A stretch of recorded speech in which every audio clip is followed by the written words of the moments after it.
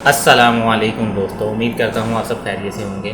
آج میں آپ کو کچھ ایسی چیز بتانے والا ہوں جو کہ ہماری زندگی کا سب سے اہم حصہ بھی ہے، ہمارے دین کا ستون بھی ہے، اور اللہ تعالیٰ کو جو چیز پسند ہے اور جس کا جواب دہ ہمیں اللہ تعالیٰ کو ہونا ہے۔ قبر میں جو سب سے پہلا سوال ہونا ہے، ایون یہاں تک کہ لوگ کہتے ہیں کہ جب ہم دنیا سے جائیں گے اور جب دوزخی لوگ یہ پوچھیں گے کہ تمہیں کیا چیز دوزخ میں لے آئی، تو اکثر لوگ یہ جواب دیں گے کہ ہم نماز نہیں پڑھتے تھے۔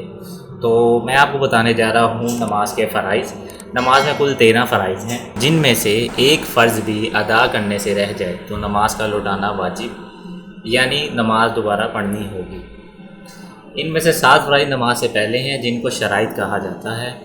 اس میں سے بدن کا پاک ہونا، کپڑوں کا پاک ہونا، ستر کا ڈھانکا ہوا ہونا، جگہ کا پاک ہونا، قبلہ رخ ہونا، نماز کا وقت ہونا، نیت کرنا۔ یہ 7 فرائض ہیں، اور 6 فرائض نماز کے اندر ہیں جنہیں ارکان نماز کہتے ہیں۔ ان میں سے سب سے پہلا تکبیر تحریمہ، یعنی اللہ اکبر کہنا، قیام کرنا، قرات کرنا، رکوع کرنا، دونوں سجدے کرنا، قعدہ اخیر میں بیٹھنا۔ یہ تھے نماز کے فرائض۔ اللہ تعالیٰ ہمیں عمل کرنے کی توفیق دے اور ہمارے اعمال درست فرمائے تاکہ ہم صحیح طریقے سے نماز ادا کر سکیں۔